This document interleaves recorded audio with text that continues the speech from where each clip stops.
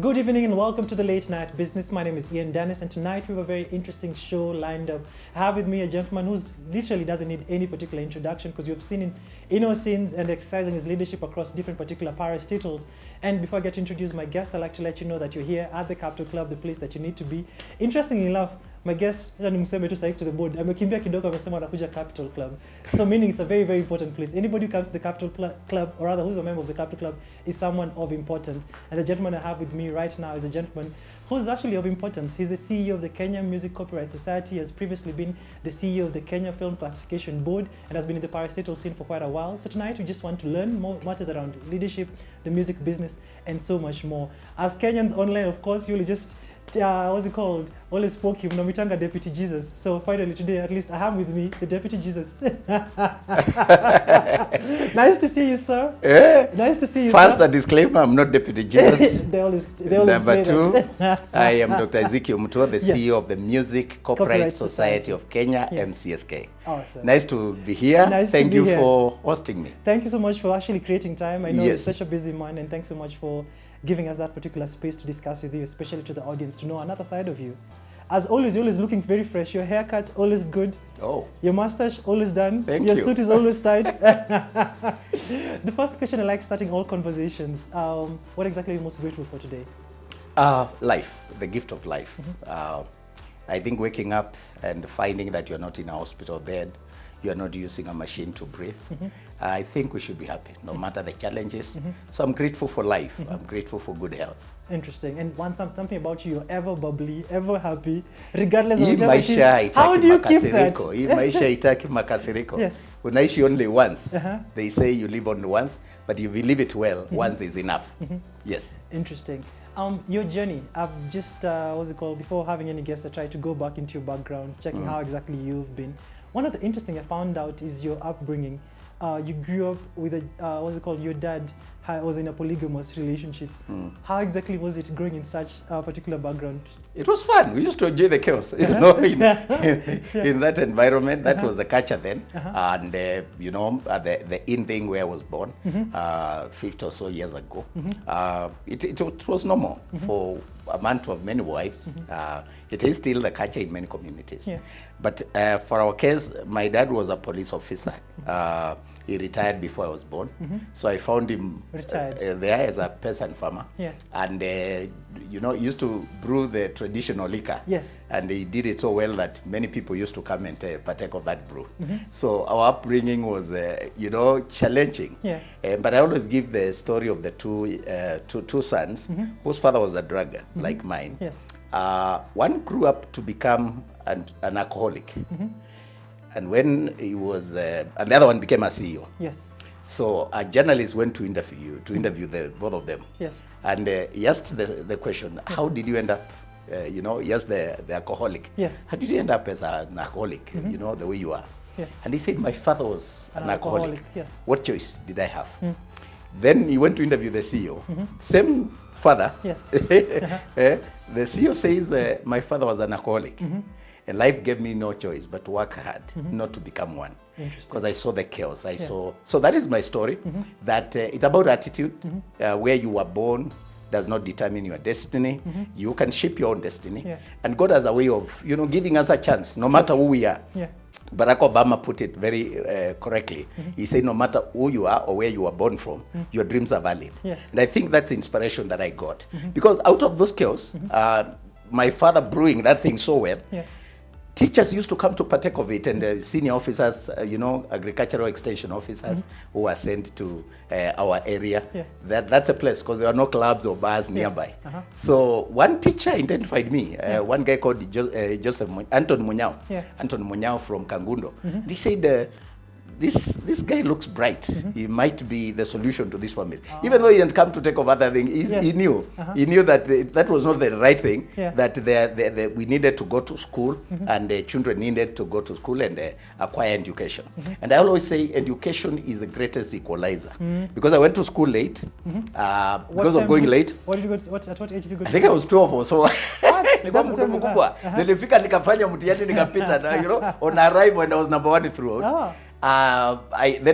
Secondary school, I was to go to Machakos High School. I'd done very well. I did the last system, yes, where there was A level. Yes. So I did the last The CPE. Yes. In 1983. Uh-huh. And my name is still the talk of town, that side of the world. So you're late, but you came in first. Yes, then I didn't manage to go to the school of my choice, which was Machakos High School, then popularly referred to as the University of Okambani. Hey. I retreated back to looking after cattle, looking after cattle and looking after my father's goats and stuff, and tilling the land, and running up and down doing the house chores and so on. I was very good, and the good ones were kept. You know, they're the ones who are sent, they deliver and so on. So you gravitate towards taking care of the family and being sent for those kind of chores. But one pastor said, no, this guy passed so well. Why? What is he doing here? And eventually my mom took me to a school in a marketplace called Kangundo. You know, that school is smack right in the market. It closed down, by the way. It's not there, called Popular High School. That's why I started my secondary school life. It was doing another curriculum, which was ending in a bridge course in Form 2. So by the time I was in Form 2, I was number 1 throughout. There was no challenge. So just then I was big. You and spent then, time out of school, but you're still very bright. Yes, I'm very bright. I was naturally bright. So I was like, there's no competition. But then we were not still well up, but there was bump harvest in Okambani. So I knew my parents can sell some beans and some maize and take me to school. Yes, and mangoes and take me to school. So what I did is I decided to take myself to Mwala Secondary School, which was a better school, and again near home, so that I can also take care of my parents. That time, my dad left, they were separated, and my mom was alone. And I thought, you know, I started testing the beauty of education, getting exposure. Kangundo was an elite place for me. And so I got exposure. I was beginning and I got saved. So I got born again. I started interacting with people who at least in the future. So I took myself to Mwala Secondary School with no fees, no nothing, just the results. But when the teacher saw those results, he admitted me. The principal said, admit this boy. So growing up with such difficulties and all that you actually faced, Yes. you literally faced through that particular period of time. What lessons do you now, when you look back, do you think, what did you do back then that is actually pivotal to make you be where you are? Because literally from the background you went through, will not expect you to have amounted to this. I think the fact that that teacher, even though he had come to partake of something that I have never partaken myself my entire life, he became my role model. So I went to that school and he was, you know, talking to me and telling me how education can change my life, how it's an equalizer, how it can open doors. And then I was number 1. That gave me affirmation and, you know, people were cheering me up. I was very good. I ended up in leadership positions early in life, you know, being the head boy of Ikumini Primary School and so on. So that gave me a sense of responsibility and accountability and looking for mentorship. And because I was the head boy, then there was a lot of responsibilities around me that were also given to me by the school and therefore support for me to be able to deliver and also do well as a student. So I ended up becoming number 1 when we did not just in my school, but within a very big region. And so that gave me again a lot of funds. And I remember I was loved in my school. I also used to participate in games. I was all around. Which sport did you usually enjoy most? You know, I would run marathon, I would do football. I was very good in debate. I used to write essays and so on. So I used to participate in a lot of school activities, extracurricular activities. And that gave me a lot of, you know, when you win and the school is cheering you, when you are representing the school and they're all rallying behind you, I think it gives you a lot of inspiration. So I realized, Kumbe, if you do good, people appreciate you, people applaud you, people support you, and they cheer you and love you. And these are people who are not related to you. They are not your brothers or sisters. And that gave me a lot of inspiration in life. Just to hear a teacher telling me, you could be the game changer, you could be the spell breaker in that family. And that you don't have to look at, you know, that life as what you are destined to live all your life. And that really encouraged me. So the lesson is we need mentors. We need exposure. I always talk about 3 E's of greatness: education, experience, and exposure. Because out of that exposure and the inspiration I got, when I went to secondary school, I've told you I went to a funny school. And that school closed down. It's not there anymore. Okay. It's no longer popular. Now Mwala. Then I manga to a lot of schools. I told you education is an equalizer. True. Because when I went for my undergraduate in Kenyatta University in 1990 and ended up in the Christian Union, I met the lady who later became my wife 26 years down the line. And she had been to Kenya High School from 1 to Form 6. And then you are there in Mwala High School. She and the pedigree. She came from a different background. She and the upbringing, you know, and the pedigree, which I didn't have because of my village life. But you see, when you work hard, education is an equalizer. Interesting. We could engage at the university. They don't ask you which primary school. That doesn't matter anymore. When you are mingling with girls and mingling with the rest of the world, they don't ask those questions. The thing is, we are here, and all of us are in the university. So eventually, you studied journalism.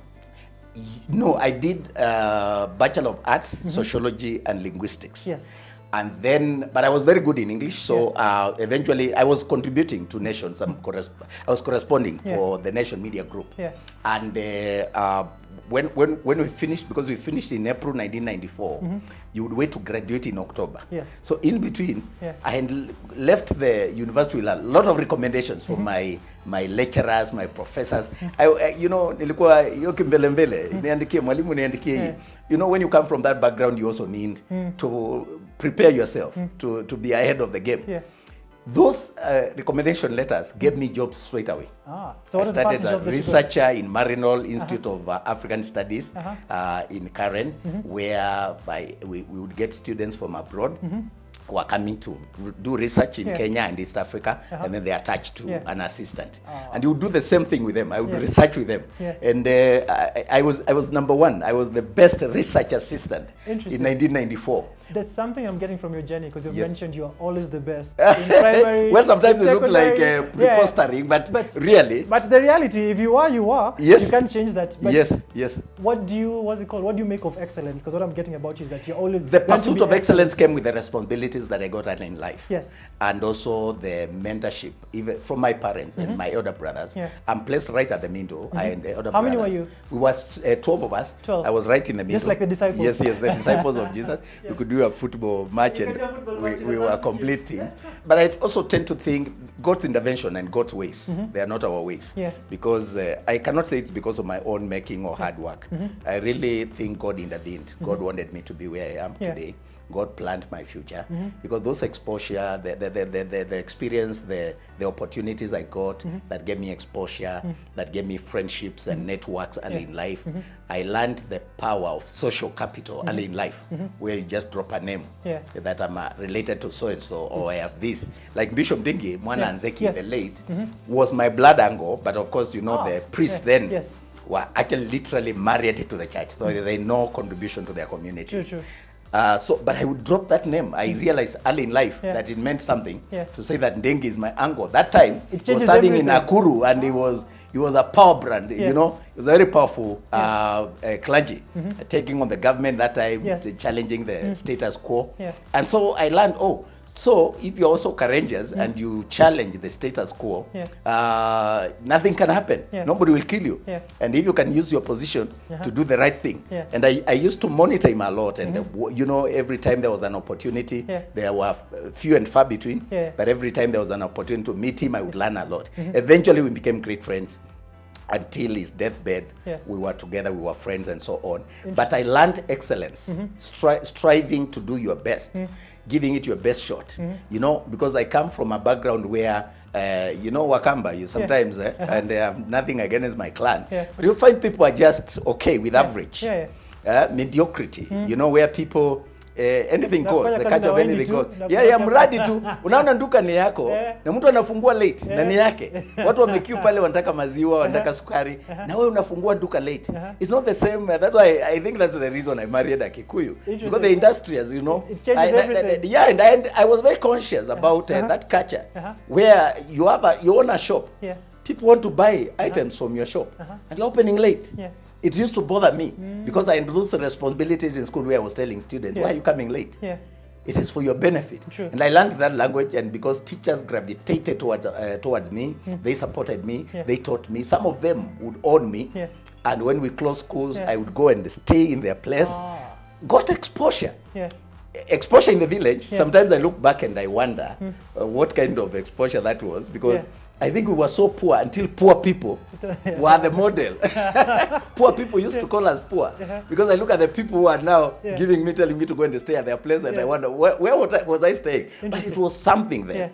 Leaving one stage of poverty to another, which is a bit elevated, and now you can see the beauty of education. Somebody was a bicycle.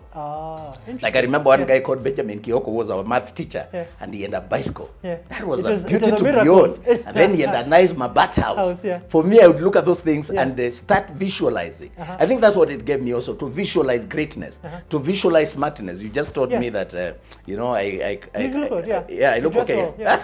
You dress well. Well, if you say so. But I looked at those teachers who'd be so smart, and I'm like, so you don't have to be a riffraff. You don't have to look bad. You know, you don't have to look like you're misery, like you're a problem. You can dress well. And you can look well. Yeah, you can look well. You can look good. You can wear a smile. You can dress well. It could be a mutumba, kitu, but ione. Exactly. So I learned those virtues early in life. And then the game changer is the fact that an uncle of mine was also a pastor. He's late now, Joseph Ngomeni, and because of him, he had a bicycle as well. And he would because I was very good in school, so I was also very good in reciting verses in the church at that early age. And there were those competitions where you would just competition ya kusoma verses the Bible. Psalms 23, Psalm 23, the Lord is my shepherd, and so on. And I would look at focus on Akashimo, church ya matope iko na Akashimo, just not to be distracted. Now unasoma, and I would graduate, go to the locational, to the divisional, up to the national, reciting verses both in English, Kiswahili, I mean Kikamba, Kiswahili, and English, and again exposure, and the sweetness of victory, of conquering, so being prepared at that level from the village. I'm representing Kwakiswa Primary, Kwakiswa or Kwakiswa ABC, and then you graduate to go to defeat other people, and your name is going up and up. Those small things, they changed my life, my trajectory of life. Because I was like, this is victory. So I can amount to something. And you can be somebody. So I can be somebody. I can even defeat. You know, I can do better than people when a better, you know, disposition than mine. And that kept. And then the joy of winning. I learned the joy of celebrating small achievements. Oh man, like now I remember there's a song the girls had for me in Ikumeni Primary School. They used to say Mutua ni witu, Mutua ni witu na tuipata naki. It meant that Mutua ni wetu na tunampenda. Imagine I don't know what age I was, but in a standard in 1982, I was a very young boy. So but you are here, you're about to get on your marks. These girls are all over singing. You could do anything to win. You couldn't let them down. And the entire school. And they're singing that song, Early in life, it gave me the power of affirmation. Being cheered, being celebrated. And that's why I learned to associate with only people who celebrate me. Interesting. I don't like haters around me. You have to always, that's very, very interesting. I like people celebrate. I don't stay in places where I'm tolerated. Merely. No, I like guys who celebrate, who think I'm great, you know, the way you received me. Now, that flattery, although I know you are flattering me. I say it as a minute. But it's accepted. I think you learned the game. I learned the game. Yeah, you learned the game. Interesting. So this particular juncture, we're going to take a small commercial break, and then when you're back, you just want to explore his leadership journey, his particular interest in terms of how I grew up. And such an interesting first half to the show. I've really, really enjoyed it. So this energy is going to continue after the break.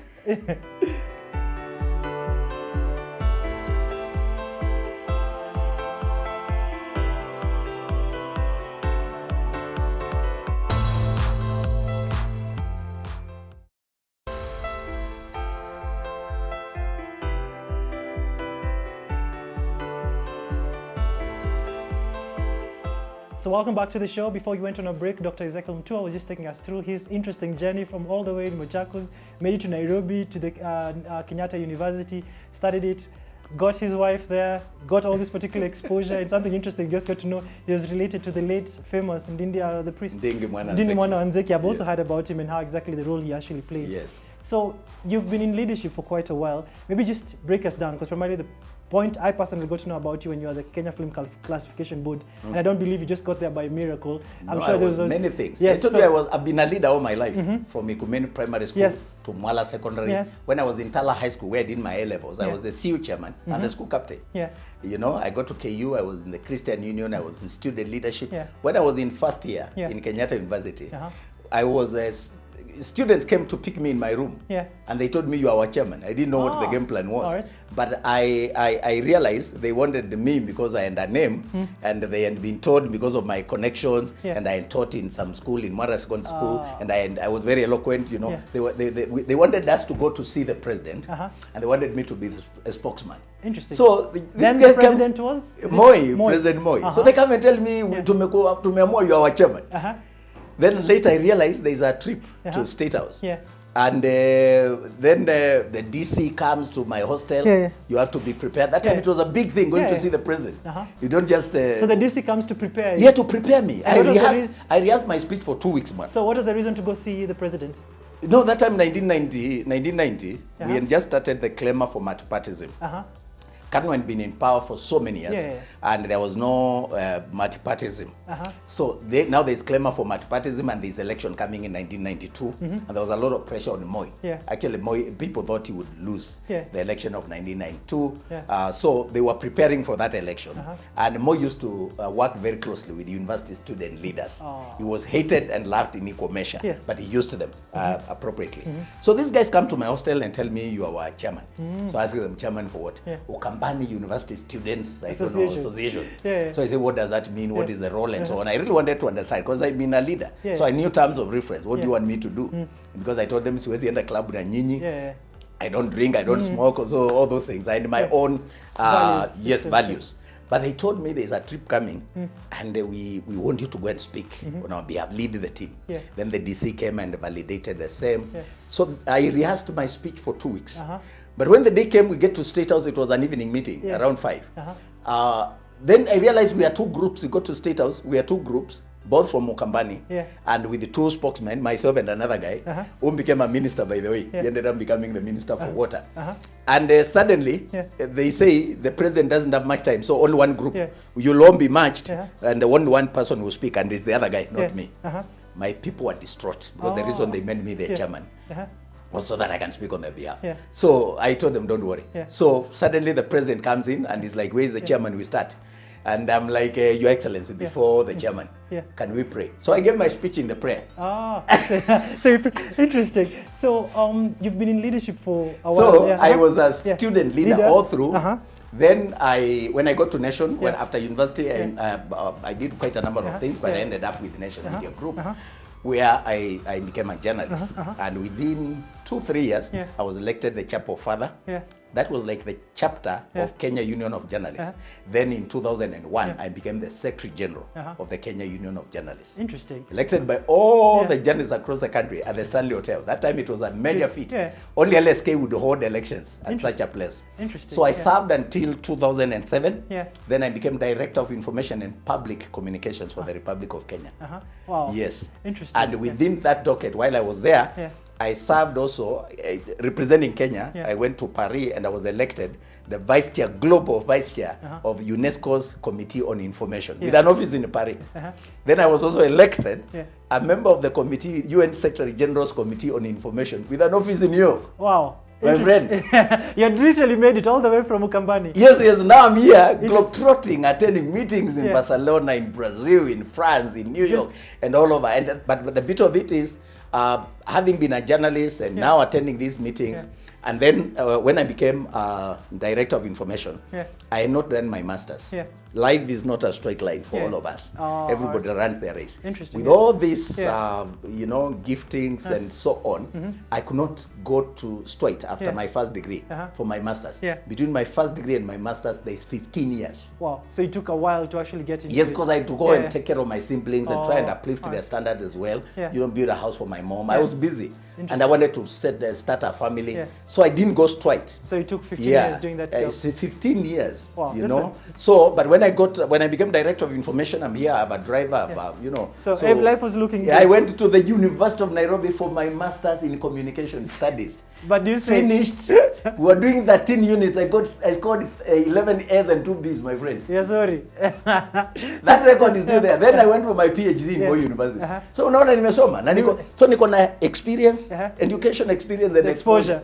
And something. Those 3. So right now you are the CEO of MCSK. Then of course after director of information, I was promoted to secretary of information. All right. It's the highest rank in the information in government. Interesting. So I served, then I became CEO of Kenya Film Classification Board, and then now CEO of Music Corporate Society. Interesting. And the seat that you are right now, it's a seat that has actually faced a lot of challenges before from the previous particular predecessors. Yes. Because music is a big industry all across globally. It's a multi-billion-dollar industry. Yes. This one, But in Kenya, it hasn't been that particular case. Yeah. Because you see, most big artists back in the day probably are actually in abject poverty. Even right now, even despite the streaming, things are actually changing.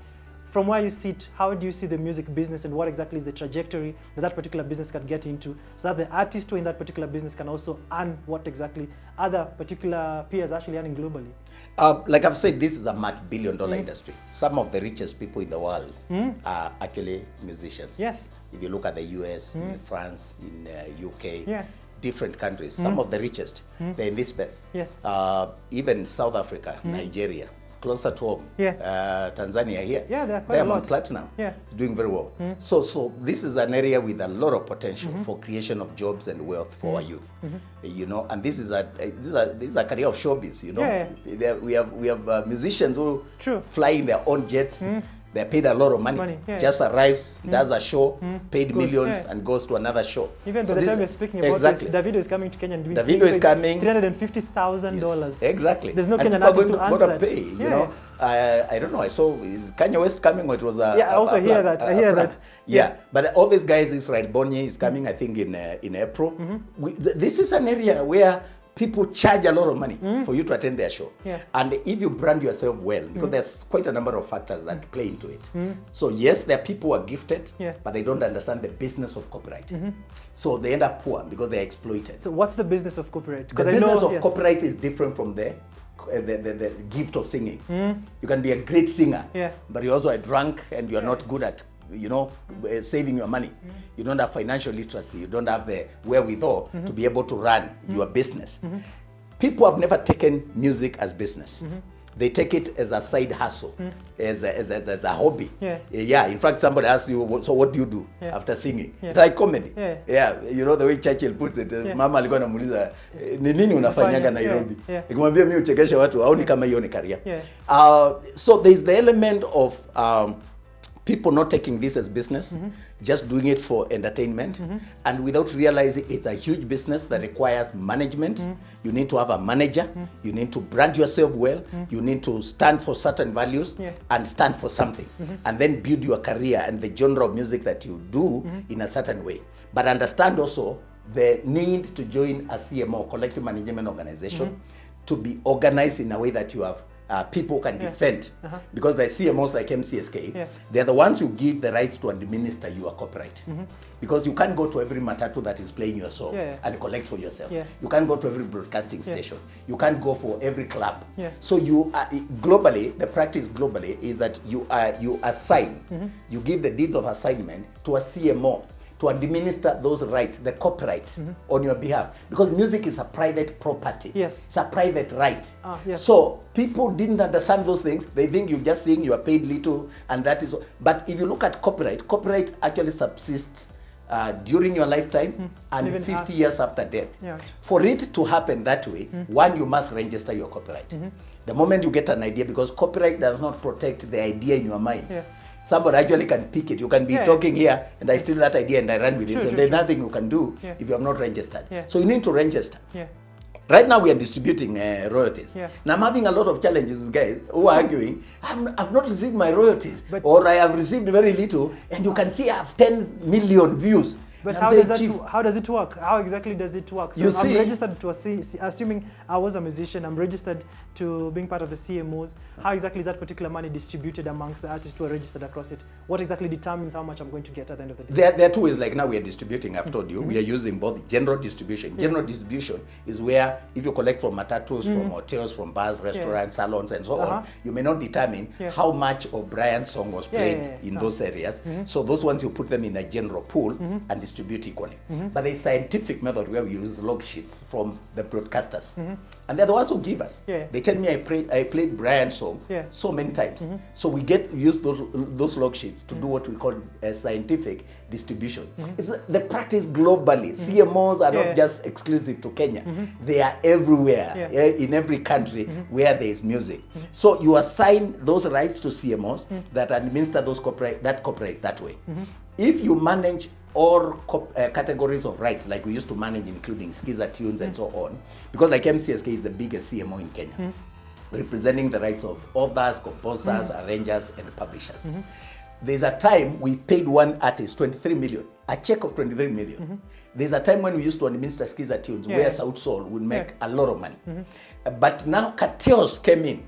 People realize there's money in this area. Who are these things you call cartel? Who These are those? cartels, you know, everywhere people there seems to form be a companies. cartel, yes. Remember, like now, the 2022, there was a bill called Gladys Wanga Bill, which was trying to cure the mischief that has been and the injustice committed to artists, where these people called PSRPs, who are the middlemen.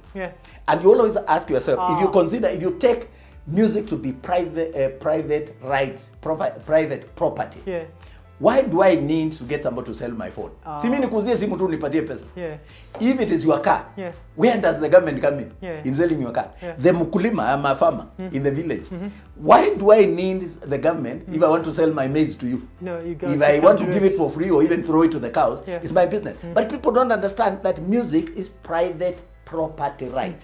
And that right is protected under the Constitution. In fact, Section 40 says the government, the state, has an obligation to protect the intellectual property of its citizens. Meaning, if I find somebody playing your song, I don't have to fight you. I just report the way I report somebody encroaching on my shamba. But people don't understand those things. The dynamics of running the copyright business is what is lacking in Kenya. People just want the catch of anything goes. They are used by these cartels. Some of them are paid just to perpetuate a narrative that is so wrong that you don't need a CMO. And people realize, without realizing that they're destroying their own industry. If you want to be considered a professional, you know, journalism, you have the Media Council of Kenya. True. Lawyers have the Law Society of Kenya. Engineers have their own. Accountants have their own. But this sector has been left like this because this is where the money is. And the cartels know. And some of the cartels, they are very senior people in government. You can't believe it. But they know, they take advantage because you don't have to have a PhD to be talented. Talent-based industries tend to pick people who are not necessarily very educated. So they may not get engaged into the discourse and the rigmaroles of, you know, how much is my music? They just want the fame. And they live at the glory of the byline and the song. But they don't even want to be managed. Some of them really become arrogant, you know, because I am now a celebrity, you know, I'm a big guy. I'm the person they're waiting for. So you don't get a manager who tells you don't dress like this, don't talk like this, don't go to these places, don't drink like a fish, or like you know, manage yourself. You need to be in good shape. You need to manage your vocals. You need to manage your business. You need to invest. You need to invest your money when you are paid this or royalties. So it's always much more than just. Some of those guys were saying that they die in abject poverty. Where did the money go? Because they lived at the glory of the moment, and they did not belong to any association. They did not assign their rights to a manager or to an organization like MCSK to manage on their behalf. Because if you come to us now and want to become a member of MCSK, this is what we do. We take your name, we take your copyright, your music. We do due diligence. You don't become a member instantly. We take actually about 3 months to do due diligence to confirm that this song is yours. The moment we confirm and assign your membership number, we have taken custody Yeah. of your music. Yeah. That's why they call them deeds of assignment. You sign a deed of assignment saying, guys, manage my copyright on my behalf. Oh, yeah. As you sign to become a member, you even give us your next of kin. So in the Okay, instance, yeah. so that in the event, you know, this is your legacy, this is your inheritance Yeah. that you give to your children Yeah, and your family. yeah. Many people don't do those things. Yeah. I was just telling you Yeah. that I'm now facing a challenge where somebody is telling me I have 10 million views on YouTube. And How did you pay Brian more than me? Yeah. And I'm like, we are not paying views. You're We are not paying YouTube. Yeah. We are not paying TikTok. Yeah. We are paying registered copyright. Yeah. So somebody has 300 songs, Yeah. but they have only registered 5 All with right. MCSK. Interesting. So you're getting it. Yeah. So you find the lesser Yeah. popular, Artists. if you want to say, Yeah. earning more than this the- big shot. Interesting. This big shot is so arrogant and proud. They did not humble themselves to know register. how the business works. Let me tell you, my brother, if you want to sell your phone, Yeah. it is your phone. Let me even not say talk of selling. Yeah. You want to buy a phone? It's not a private property. Yeah. You don't send people to register. No, you go. You go and register, you give your ID and Yeah. your personal, you put even your own PIN Yeah. and so on. That's why right now we are paying and there are people we have not paid because we don't have their KRI PIN. Ah. And yet we have to deduct with all the, this is serious business. All right. So now some people don't understand. Now they're beginning to get awareness. Interesting. And I'm very happy you called me Yeah. into this At program least because this is big business. True. I can tell you if the Kenya Kwanza government really wanted to create jobs, forget about all the shenanigans of the Hustler Fund and so on. I respect that. Yeah. But why don't you go for the low-hanging fruits? Do you know how much money CMOs are owed by the users of copyrighted music How much awards? is it? It's going to 2 billion as of December 2023. The broadcasting stations alone, Yeah. including KBC, which owes about 300 and something million, but broadcasting owe 1.4 million. Wow. It's a huge amount. That's a lot of money. Yeah. We are distributing only 20 million and people are getting money. Yeah. You can imagine if we had the 2 billion to distribute. And it's out there. We have invoiced, we have done everything. Yeah. This is money with the clubs, Yeah. this is money with broadcasters, Yeah. this is money with the matatu industry or Yeah. public service vehicles. This is money available. All we need is the government to apply Section 40 of the Constitution. The state has an obligation to protect the intellectual property of its citizens. Now, when we went to CS Kithure Kindiki, Yeah. actually, and to sensitize the ministry on Yeah. this, because they were saying, but you guys can protect this thing Yeah. for you. Uh-huh. And they were saying, no, because if somebody comes and steal my cow, Yeah. are you telling me to engage them and fight them? No, No, we no, report no. to the police. Yeah. That's a decent way to run a business. Uh-huh. So what we need is government to give us enforcement. Not because they are giving us a favor, because it's a constitutional imperative Yeah. that requires under Section 40 of our Constitution, the state to protect the intellectual property of its citizens.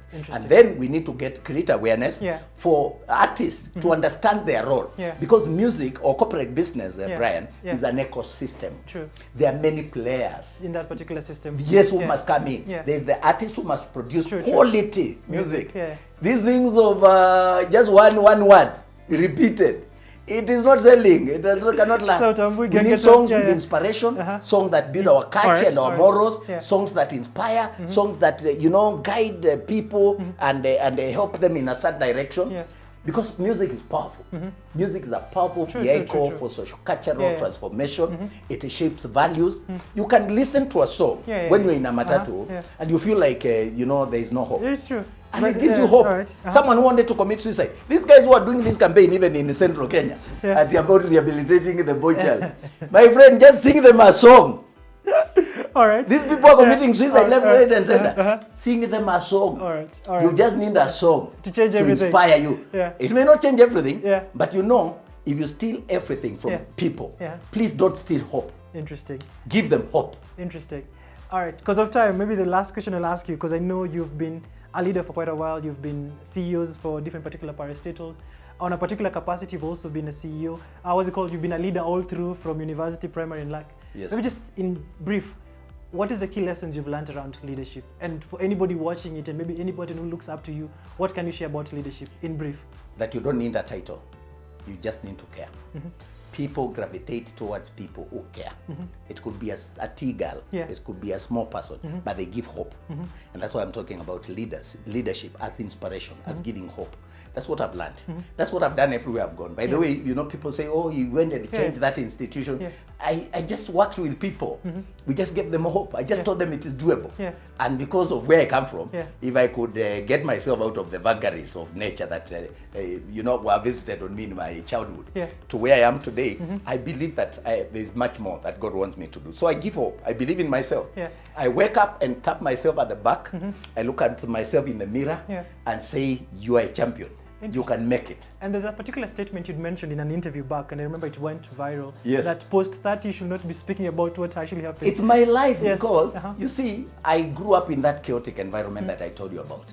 But when I was approaching 30 and I'm starting to think of getting married, starting to think of starting a family, and around that age, in a normal African setting, by 30, you have thought about that. You have thought of settling down with, you know, with getting a family, getting children, and so on.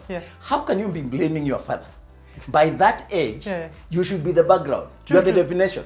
So, like now for me, I'm so proud, by the way, and I hope my dad, I respect him a lot, he doesn't take offense. But I gave him validation. Dad says he is the father to Mutua. If I tell you that I'm son of Nivea, now you may lose me in town.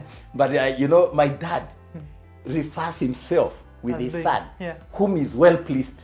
Interesting. Okay? My father is called Joseph Nivea. If I tell you I'm a son of Nivea, you need to know. It doesn't ring a bell. But you say, the Morocco, So, you see how proud I am? He goes to others guys in the local market center. Interesting. My son is appearing on TV. Wow.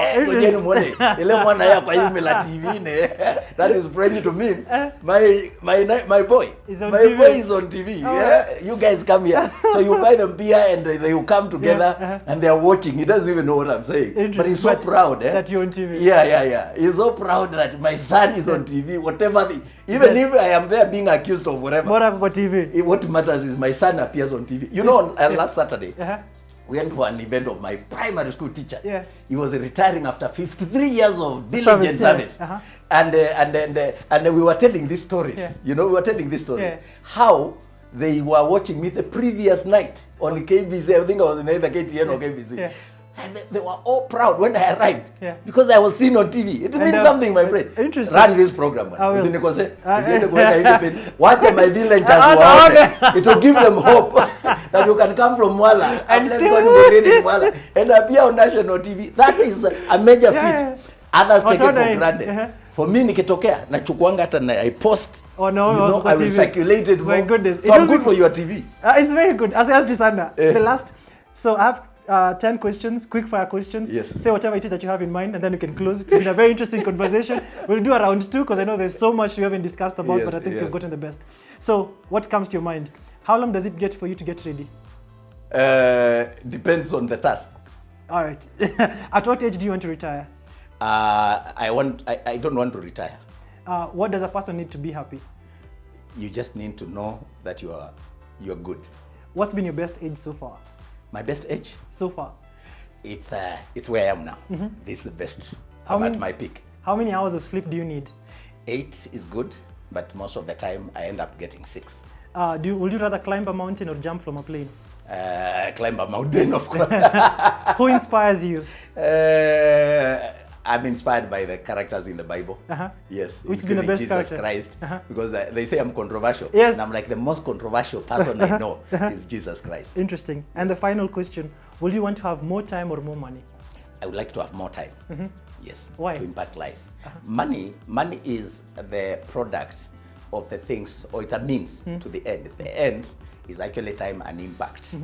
But it's not also how many years, it is the years, it's the life in the years. So I would like to have impactful life, and every minute for me counts. That's why I'm on fire on your show. Wow. I don't have time to be bored and drag my feet along. No, I am a Canva. You know, Canvas wanaanzanga wimbo yao na climax. Pata kawaya.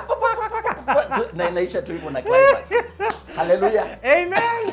And at that particular point, you're going to end this show because tukiendelea hapa will not have the, we'll not even end it. I've really enjoyed it, Dr. Ezekiel. Thanks so much for gracing us. I think we'll have to have more discussions around the music business, the corporate business, but I hope you've actually gotten something not only from his journey, but also an understanding of what exactly MCSK actually does. As always, we're coming to you from the Capital Club. This is the place that you need to be as an entrepreneur. You can always get to become a member of this, because once you're a member of the Capital Club, you can actually traverse the whole world and actually just join. If you're in Dubai, there's the what's it called, an extension membership club there, courtesy of the Capital Club. So it's very, very nice for you to be a part of it. As always, I'm also reminding you, on the 4th of April, you're having a masterclass with Michael Joseph at the Nairobi Cinema. Hope actually MCSK can actually come on board and actually even help us and support us to bring this particular event to light, because we are all about inspiring everybody on matters entrepreneurship. And also, before I close, I always want to remind you, I have 2 books. You can actually get them at the Textbook Center. One is called The Business Conquest. It's all about the business journey for any Kenyan entrepreneur. The other is called Food for Thought, and primarily it's all about quotes around different aspects of life, all authentic, and I believe quite divine. I mean. As always, my name is Ian Dennis, and this has been the Late Night Business. Until next time, see you right here, and hope we can actually have Dr. Ezekiel again. Amen. Amen. Thank you, Ian. Thank you so much. I'm really, it was a roller coaster.